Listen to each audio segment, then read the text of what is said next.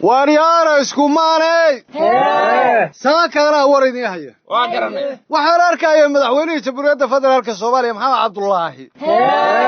oo prime ministerkii Norway la fadhiya waxaan kaloo arkayay asagoo la fadhiya prime ministerkii Canada asagoo la fadhiya arkay maxaasabaday dunida la isu soo jiiday anigu garan waaye maxay ahayd arrinkaas waxaa jira wax la yiraahdo globalization oo xiriirka adduunyada hal gobol laga dhigay laakiin wax la isu soo jiiday ma jiraan magaalada Addis Ababa waxa ka dhacay shirkii African Union-ka madaxda kala duwan ay arkaysay madaxweynuhu si gooni ayuu la kulmay waana madaxda caalamka oo waxaan idin weydiiyay madaxda inta la eeg cadaan iyo madow leh danta kulmiso maxay tahay waxa kulmiyay danba kulmisay nin walba horta dan buu leeyahay dantu waa saddex baaliye ii danay aan kala danaysanayo aan wada danaysano ii danay waa doqonnimo aan kala danaysanana waa aan kala tagno aan wada danaysanana nolosha adduunka ku dhisan nin walba dantiisu u yimid madaxweynaheenuna masiirka qaranka Soomaaliya ayuu ka turjumayay wuxuuna ku socday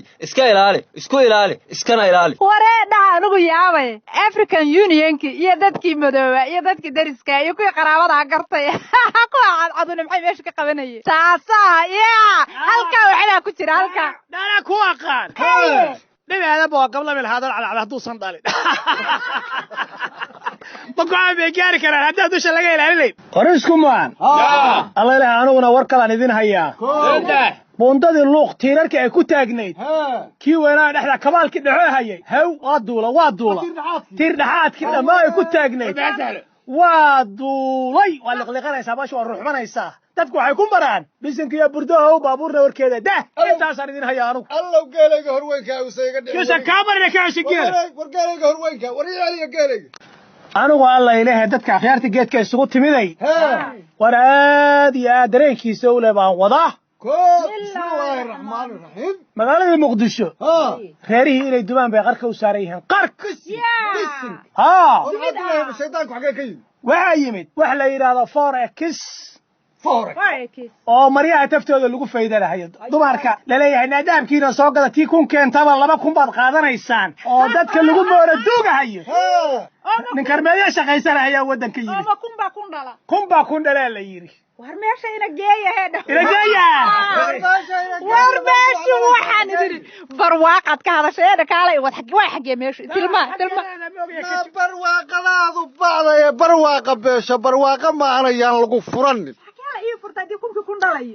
kun ma dhalayo naa kunku waa wareegto kunka adiga laga qaado aniga la ii keenaya berrina waxaan soo galayaa gurigayga halka milyan jooga man salka ka soo markaas ugu shubahaya halka weeye meesha loo socdo waryaaraha waxa idin weydiiyay ma dadka ganacsigooda iyo lacagood ka hor istaagaysiin ma bangiga u shaqaysiin waxay irteen bangiyada in lacag tigno idinka ku shaqaysiin waxna inana siin war ka wareejita ka shaqaysana baa idin leeyahay la hoy lacag ayna dawlad maamulay oo sharci iyo nidaam lahayn bari aad afka xun ka taaga ku hayo hay dariiqa tagayana war hadaga caanaha ii dhiibayo hadii ay ku imayo beelgayo dadka shaqaysanaya yaa lagu mashquulin ee beeraha la fashay wax kale hala keeno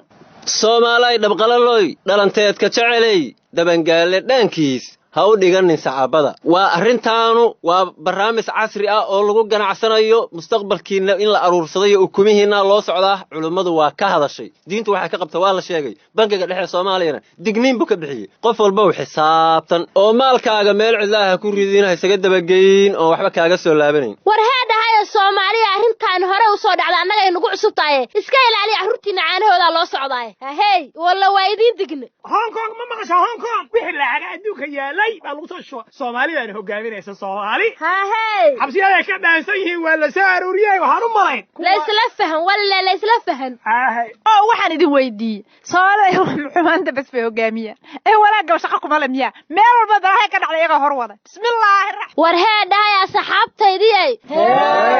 wax walba geedkan saa u hoos fadhida indhihii baa idinka xabaashee ma weyn ogay inaa maqaayad harwanaag liiraa furtay warkaalay kastamar ii noqda oo xageed ka furata abaayo waxaan ka furtay mashabiyeelska ceelgaabtaan ka furtay muwaada arkasaas baa suxuunta u duulaysaa qaadooyinka qaafirida iyo koobkii kirlida saaka carado ay kala kacsantaa ii kaalaya warbalisaanta waxay ku sheekaynaysaa maqla marshibiyadii baan maqaayad ka furta waddanku soo dawlad kama jirto sotii lalahaa waddooyinkii iyo wixii baa maaragtay dib baa loo xaaqayaa sotii lalahaa ma aha marshabiyees waxay suuqa la soo taagtay dad ku hanuunaysaa marshabiyeeska maqaayaha laga soo haysta miya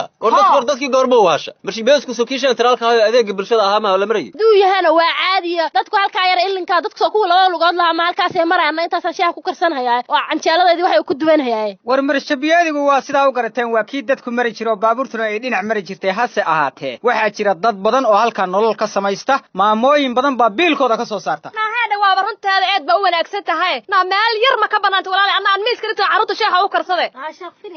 hay soo cariirin waxba ma yaalaan reedha warkiina waa maqlayay dadka wadooyinka degan waxaan leenahay wadooyinka ha baneeyeen yaan la xanimin meelaha santaraalka sil yar hadduu dhaco meel dabdamisku maro male wadooyinka waxaan leenahay ha la baneeyo dawladdana waxaan leenahay dadka shaqaabuur ha loo sameeyo marka haatana waa qodobkeenni maxaa sixid u baahan waxaa sixid u baahan duruufaha shacabka Soomaaliyeed ee aad u fara badan ay ku sugan yihiin maantay oo waxbarasho leh oo ammaan leh oo xaaladaha siyaasadeed ku kala xaniban taas ayaa sixid u baahan war waxa kaloo sixid u baahan mustaqbalkii qaranka Soomaaliyeed deeyartii iyo dhallaankii oo mugdiga la gelinayo cidii ku habooneed inay ka hadasho oo aqoon-yahan leh oo oday leh oo salaadiin leh oo culimo leh alleele midda ayaa sixid u baahan haatana waxaan soo gaarnay xubinteennii maxaad ku talin lahayd wareedhaha anigu waxaan ku talin lahaa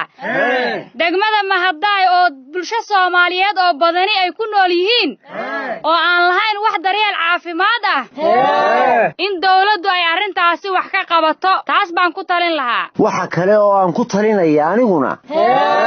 marka shacbigu isku dhaco ciidamadan la kala safanaya ee reerahooda kala raacaya in laga hortago ayaan ku talinaya aniguna waxay isku maana tiri maskaxda waa lagu dhisaa madaxa waa lagu hagaa midigta waa lagu qabtaa mijaha waa lagu socdaa miskaha waa lagu kacaa margigu wuu caawiyaa hadday kala maqan yihiin maqsuud lama gaari karo midnimaduna waa sidaas wixiina marooriyo muraad gaariya danlana ma